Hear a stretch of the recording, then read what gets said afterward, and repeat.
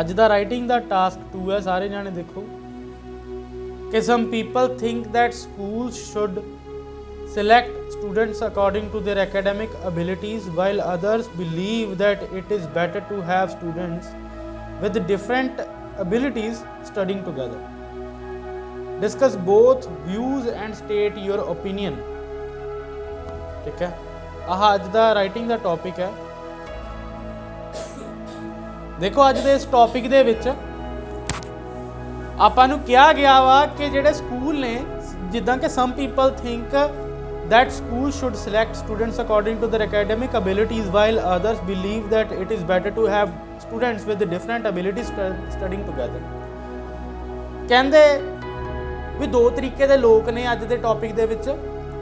ਇੱਕ ਤਰੀਕੇ ਦੇ ਲੋਕ ਤਾਂ ਕਹਿੰਦੇ ਨੇ, one set of people ਅਸਰਟ ਕਰਦੇ ਆ ਕਿ ਜਿਹੜੇ ਲੋਕੀ ਨੇ ਵੀ ਜਿਹੜੇ ਸਟੂਡੈਂਟ ਦੇ ਵਿੱਚ ਜਿਹੜੇ ਸਕੂਲ ਦੇ ਵਿੱਚ ਆ ਨਾ, ਕਾਲਜਿਸ ਦੇ ਵਿੱਚ ਜਾਂ ਕਿਤੇ ਵੀ ਹੈ ਨਾ, ਜਿਹੜੇ ਸਟੂਡੈਂਟਸ ਹੁੰਦੇ ਆ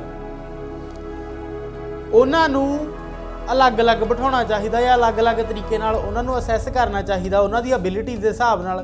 ਕਿ ਜਿੱਦਾਂ ਜਿਵੇਂ ਘੱਟ ਪੜ੍ਹਨ ਲਿਖਣ ਵਾਲੇ ਨੂੰ ਅਲੱਗ ਹੋਣਾ ਚਾਹੀਦੀ ਆ, ਹੈ ਨਾ। ਕਲਾਸਿਸ ਸਾਰੀਆਂ ਵੱਧ ਪੜ੍ਹਨ ਲਿਖਣ ਵਾਲਿਆਂ ਦੀ ਅਲੱਗ ਹੋਣੀ ਚਾਹੀਦੀ। ਆਲਦੋ ਭਾਵੇਂ ਸੈਕਸ਼ਨ ਸੇਮ ਆ ਸਾਰਿਆਂ ਦਾ, ਜਾਂ ਕਲਾਸਿਸ ਸਟੈਂਡਰਡ ਸੇਮ ਆ, ਜਾਂ ਸਟੱਡੀ ਸੇਮ ਆ, ਬਟ ਘੱਟ ਵੱਧ ਜਾਂ ਮੀਡੀਅਮ ਪੜ੍ਹਨ ਵਾਲਿਆਂ ਦੀਆਂ ਅਲੱਗ-ਅਲੱਗ ਕਲਾਸਿਸ ਹੋਣੀਆਂ ਚਾਹੀਦੀਆਂ ਨੇ ਸਕੂਲ ਦੇ ਵਿੱਚ। ਇਹ ਪਹਿਲੇ ਲੋਕਾਂ ਦਾ ਓਪੀਨੀਅਨ ਆ। ਦੂਸਰੇ ਲੋਕਾਂ ਦਾ ਓਪੀਨੀਅਨ ਕੀ ਆ ਕਿ ਵੀ ਜਿਹੜੇ ਸਟੂਡੈਂਟ ਨੇ ਅਲੱਗ-ਅਲੱਗ ਤਰੀਕੇ ਨਾਲ ਪੜ੍ਹਨ ਵਾਲੇ, ਉਹਨਾਂ ਨੂੰ ਇਕੱਠਿਆਂ ਨੂੰ ਪੜ੍ਹਾਉਣਾ ਚਾਹੀਦਾ ਵਾ ਤਾਂ ਜੋ ਸਾਰੇ ਦੇ ਸਾਰੇ ਹੀ ਵਧੀਆ ਤਰੀਕੇ ਨਾਲ ਪਰਫਾਰਮ ਕਰ ਸਕਣ। ਇਹ ਸਾਡੇ ਕੋਲ ਦੋ ਸਿਨੈਰੀਓਸ ਨੇ ਤੇ ਉਸ ਤੋਂ ਬਾਅਦ ਇਹਨਾਂ ਨੇ ਕਿਹਾ ਕਿ discuss both the views, state your opinion. ਉੱਦਾਂ ਹੀ ਆ ਕਿ ਦੋਨੋਂ ਬੋਡੀ ਪੈਰਾਗ੍ਰਾਫ ਲਿਖਣੇ ਲੈਦੇ ਪਾਸੇ ਦੇ ਨਾ, ਲੈਦੇ ਤਰੀਕੇ ਦੇ ਬੋਡੀ ਪੈਰਾਗ੍ਰਾਫ ਲਿਖਣੇ ਆਪਾਂ। ਉਸ ਤੋਂ ਬਾਅਦ ਦੇ ਵਿੱਚ ਆਪਾਂ ਜਿਹੜਾ ਓਪੀਨੀਅਨ ਆ ਉਹਦੀ ਆਪਣੇ ਕੋਲ ਲਿਬਰਟੀ ਆ। ਭਾਵੇਂ ਓਪੀਨੀਅਨ ਦਾ ਤਾਂ BP ਬਣਾ ਲਓ, ਭਾਵੇਂ ਓਪੀਨੀਅਨ ਨੂੰ ਆਪਣੇ ਨੂੰ ਤੁਸੀਂ ਰਿਜ਼ਲਟ ਦੇ ਵਿੱਚ ਜੋੜ ਸਕਦੇ ਹੋ। ਹੁਣ ਮੈਂ ਸਮਝਾਉਣਾ ਸਟਾਰਟ ਕਰਦਾ। ਦੇਖੋ ਜਿਹੜੀ ਇਹਦੀ ਇੰਟਰੋਡਕਸ਼ਨ ਆ, ਇੰਟਰੋਡਕਸ਼ਨ ਨੂੰ ਤੁਸੀਂ ਸਿੱਧਾ ਲਿਖੋ, ਸਿੱਧਾ ਹੀ। ਕਿਵੇਂ? Variation in academic abilities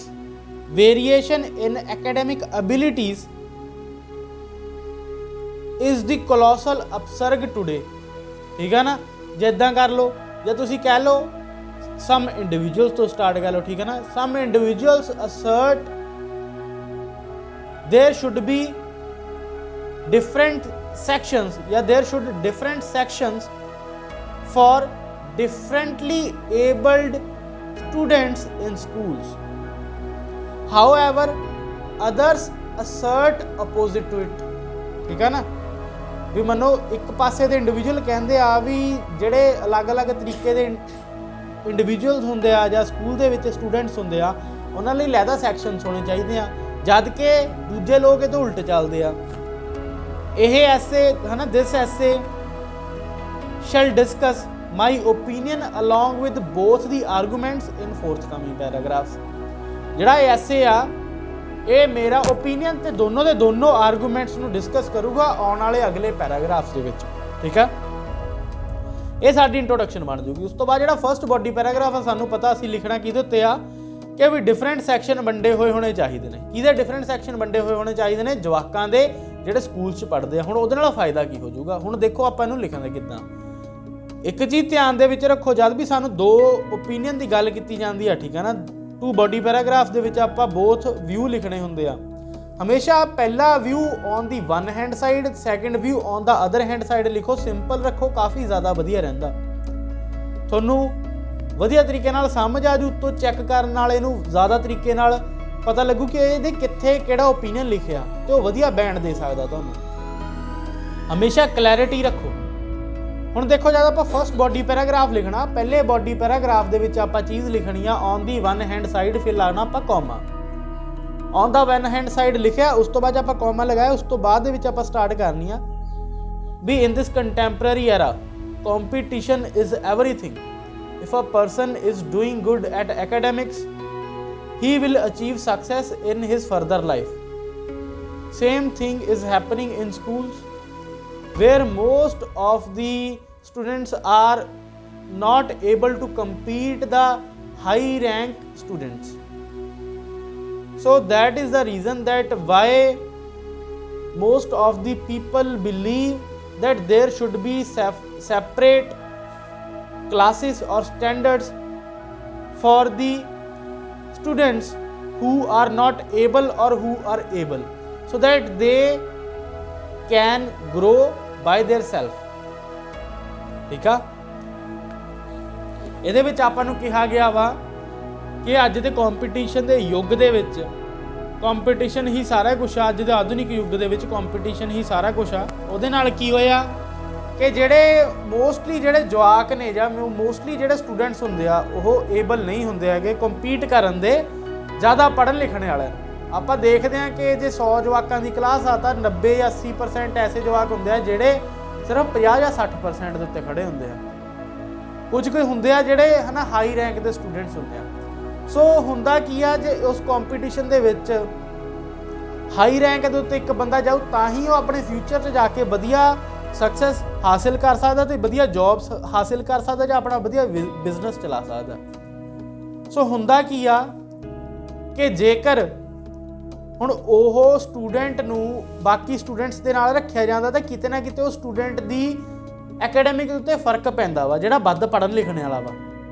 ਤੇ ਘੱਟ ਪੜ੍ਹਨ ਲਿਖਣ ਵਾਲੇ ਦੇ ਵਿੱਚ ਕੀ ਹੁੰਦਾ ਕਿ ਜਿਹੜੇ ਟੀਚਰਸ ਨੇ ਮੋਸਟਲੀ ਉਹਦੇ ਉੱਤੇ ਧਿਆਨ ਦਿੰਦੇ ਆ। ਜਿਹੜਾ ਵੱਧ ਪੜ੍ਹਨ ਲਿਖਣ ਵਾਲਾ ਤੇ ਸਾਰੇ ਜਵਾਕ ਨੇ ਜਿਹੜੇ ਉਸ ਤੋਂ ਐਨਵੀ ਕਰਦੇ ਆ ਵੱਧ ਪੜ੍ਹਨ ਲਿਖਣ ਵਾਲੇ ਤੋਂ।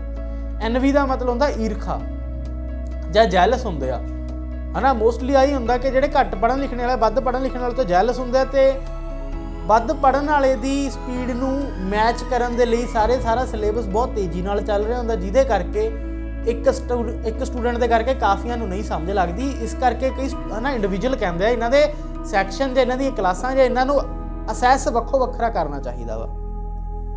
ਠੀਕ ਆ, ਹੁਣ ਦੂਸਰੇ ਪੀਪਲ ਆ ਜਾਂਦੇ, ਜਿਹੜਾ ਆਪਾਂ ਸੈਕਿੰਡ ਬੋਡੀ ਪੈਰਾਗ੍ਰਾਫ 'ਚ ਗੱਲ ਕਰਨੀ on the other hand side ਦੀ। ਹੁਣ ਉਹਦੇ ਵਿੱਚ ਕੀ ਕਰਨਾ, ਹੁਣ ਉਹਦੇ ਵਿੱਚ ਲੋਕੀ ਕਹਿੰਦੇ ਵੀ ਇਹਨਾਂ ਨੂੰ ਇਕੱਠਾ ਰੱਖਣਾ ਚਾਹੀਦਾ। ਉਹਨਾਂ ਦੀ ਸੋਚ ਇਹ ਆ ਕਿ ਜੇਕਰ ਇਹਨਾਂ ਦੋਨੋਂ ਤਰੀਕੇ ਦੇ ਬੱਚਿਆਂ ਨੂੰ ਜਵਾਕਾਂ ਨੂੰ ਇਕੱਠਾ ਕੀਤਾ ਜਾਊਗਾ ਤਾਂ ਜਿਹੜੇ ਵੱਧ ਲਿਖਣ ਵਾਲੇ ਨੇ ਤੇ ਘੱਟ ਲਿਖਣ ਵਾਲੇ ਨੇ ਉਹ ਐਵਰੇਜ ਹੋ ਜਾਊਗਾ ਕੰਮ। ਵੱਧ ਲਿਖਣ ਵਾਲਿਆਂ ਦੀ ਸਟੱਡੀ 'ਤੇ ਇੰਨਾ ਫਰਕ ਨਹੀਂ ਪਊਗਾ ਉਹਨਾਂ ਦੇ ਹਿਸਾਬ ਦੇ ਨਾਲ। ਤੇ ਮੋਸਟਲੀ ਹੋ ਕੀ ਸਕਦਾ ਵਾ, ਇਹ ਜਿਹੜੇ ਵੱਧ ਪੜ੍ਹਨ ਲਿਖਣ ਵਾਲੇ ਨੇ ਉਹ ਆਪਣੇ ਫੈਲੋ ਸਟੂਡੈਂਟਸ ਨੂੰ ਪੜ੍ਹਾ ਸਕਦੇ ਨੇ, ਸਮਝਾ ਸਕਦੇ ਨੇ, ਹੈ ਨਾ, ਸਾਰੀਆਂ ਚੀਜ਼ਾਂ ਐਕਸਪਲੇਨ ਕਰ ਸਕਦੇ ਨੇ ਬੈਟਰ ਤਰੀਕੇ ਦੇ ਨਾਲ। ਤੇ ਜਿਹੜੇ ਦੂਸਰੇ ਨੇ ਉਹਨਾਂ ਨੂੰ ਮੋਟੀਵੇਸ਼ਨ ਮਿਲ ਸਕਦਾ ਵਾ ਵੀ ਉਹ ਵਧੀਆ ਪੜ੍ਹਦੇ ਨੇ। ਠੀਕ ਆ ਨਾ। ਤੇ ਜਿਹੜੇ ਵਧੀਆ ਪੜ੍ਹਦੇ ਨੇ ਉਹਨਾਂ ਨੂੰ ਹੋਰ ਜ਼ਿਆਦਾ ਮੋਟੀਵੇਸ਼ਨ ਮਿਲੂ, ਇਨਕਰੇਜਮੈਂਟ ਮਿਲੂ ਕਿ ਵੀ ਮੈਂ ਇਹਨਾਂ ਦੇ ਵਿੱਚ ਟੌਪ 'ਤੇ ਆ, ਮੈਂ ਟੌਪ 'ਤੇ ਰਹਾਂ, ਤੇ ਉਹ ਹੋਰ ਜ਼ਿਆਦਾ ਪੜ੍ਹੂਗਾ। ਇਹਦੇ ਨਾਲ ਕੀ ਹੋਊਗਾ, ਐਵਰੇਜਲੀ ਪੂਰੀ ਦੀ ਪੂਰੀ ਕਲਾਸ ਵਧੀਆ ਤਰੀਕੇ ਦੇ ਨਾਲ ਪਰਫਾਰਮ ਕਰੂਗੀ ਸਕੂਲਸ ਦੇ ਵਿੱਚ। ਕਿਉਂਕਿ ਸਕੂਲ ਇੱਕ ਐਸੀ ਸੰਸਥਾ ਹੁੰਦੀ ਹੈ, ਇੱਕ ਐਸੀ ਆਰਗੇਨਾਈਜੇਸ਼ਨ ਹੁੰਦੀ ਹੈ, ਇੱਕ ਐਸਾ ਸਟੈਪ ਹੁੰਦਾ, ਇੱਕ ਜਾਂ ਕਹਿ ਸਕਦੇ ਇੱਕ ਐਸਾ ਫੇਜ਼ ਹੁੰਦਾ ਇੱਕ ਬੱਚੇ ਦੀ ਲਾਈਫ ਦੇ ਵਿੱਚ ਜਾਂ ਇੱਕ ਬੰਦੇ ਦੀ ਲਾਈਫ ਦੇ ਵਿੱਚ, ਜਿੱਥੇ ਉਹ ਆਪਣੇ ਆਪ ਨੂੰ ਵਧੀਆ ਤਰੀਕੇ ਦੇ ਨਾਲ ਢਾਲ ਸਕਦਾ ਹੁੰਦਾ ਵਾ, ਮੋਲਡ ਕਰ ਸਕਦਾ ਹੁੰਦਾ ਵਾ। ਹੁਣ ਜੇ ਉਸ ਫੇਜ਼ 'ਚੋਂ ਇੱਕ ਜਵਾਕ ਨਿਕਲ ਜਾਂਦਾ ਵਾ ਅੱਗੇ ਅਗਲੀ ਜ਼ਿੰਦਗੀ ਦੇ ਵਿੱਚ, ਤਾਂ ਕਾਲਜ ਲਾਈਫ, ਯੂਨੀਵਰਸਿਟੀ ਲਾਈਫ ਜਾਂ ਨਾ ਵਰਕ ਲਾਈਫ ਸਟਾਰਟ ਹੋ ਜਾਂਦੀ ਆ। ਤੇ ਉਸ ਟਾਈਮ 'ਤੇ ਬੰਦੇ ਨੂੰ ਮੈਟਰ ਨਹੀਂ ਕਰਦਾ ਹੈਗਾ ਕਿ ਵੀ ਨਾਲ ਦਾ ਮੇਰੇ ਤੋਂ ਅੱਗੇ ਆ ਜਾਂ ਨਾਲ ਦਾ ਮੇਰੇ ਤੋਂ ਪਿੱਛੇ ਆ। ਤੇ ਕਿਉਂਕਿ ਉਸ ਟਾਈਮ 'ਤੇ ਸਭ ਦੀ ਲੀਗ ਵੱਖੋ ਵੱਖਰੀ ਹੁੰਦੀ ਆ, ਸਭ ਦੀਆਂ ਫੀਲਡਸ ਵੱਖੋ ਵੱਖਰੀਆਂ ਹੁੰਦੀਆਂ ਨੇ। ਠੀਕ ਆ। ਸੋ ਇਸ ਕਰਕੇ ਸਕੂਲ ਦੇ ਵਿੱਚ ਰਹਿੰਦੇ ਹੋਏ ਹੀ ਇੱਕ ਦੂਜੇ ਨੂੰ ਮੋਲਡ ਕਰਨਾ ਚਾਹੀਦਾ ਵਾ ਆਪਣੇ ਆਪ ਨੂੰ, ਤੇ ਸਕੂਲ ਦੇ ਵਿੱਚ ਰਹਿੰਦੇ ਹੋਏ ਹੀ ਸਾਰੇ ਸਟੂਡੈਂਟ ਦੀ ਇੱਕੋ ਕਲਾਸ ਹੋਣੀ ਚਾਹੀਦੀ ਆ ਤਾਂ ਜੋ ਹਰੇਕ ਨੂੰ ਇੱਕ ਦੂਜੇ ਤੋਂ ਮੋਟੀਵੇਸ਼ਨ ਮਿਲਦਾ ਰਹੇ। ਤੇ ਜਿਹੜਾ ਤੁਹਾਡਾ ਆਪ ਦਾ ਓਪੀਨੀਅਨ ਆ ਤੁਸੀਂ ਆਪਣੇ ਬੋਡੀ ਪੈਰਾਗ੍ਰਾਫ 'ਚ ਲਿਖਣ ਦੀ ਬਜਾਏ ਜੇ ਰਿਜ਼ਲਟ 'ਚ ਲਿਖ ਦਿਓ ਤਾਂ ਕਾਫੀ ਵਧੀਆ ਰਹੂਗਾ। ਰਿਜ਼ਲਟ ਦੇ ਵਿੱਚ ਤੁਸੀਂ ਲਿਖ ਕੇ ਸਟਾਰਟ ਕਰੋਗੇ, all in all it is evident that schools should have same classes, yeah, school should arrange same classes for different ability, for the students with different ability, because I believe there would be mutual understanding of both type of students। ठीक है, क्योंकि भी मेरे ਹਿਸਾਬ ਦੇ ਨਾਲ ਵੀ ਉੱਥੇ ਦੋਨਾਂ ਦੀ ਆਪ ਦੇ ਆਪ 'ਚ ਮਿਊਚੁਅਲ ਅੰਡਰਸਟੈਂਡਿੰਗ ਹੋਊਗੀ ਸਾਰਿਆਂ ਦੀ, ਇੱਕ ਦੂਜੇ ਤੋਂ ਮੋਟੀਵੇਸ਼ਨ ਲੈ ਸਕਣਗੇ। ਠੀਕ ਆ, ਇਸ ਤਰੀਕੇ ਦਾ ਅੱਜ ਦਾ ਇਹ ਟਾਸਕ 2 ਦਾ ਟੌਪਿਕ ਸੀਗਾ।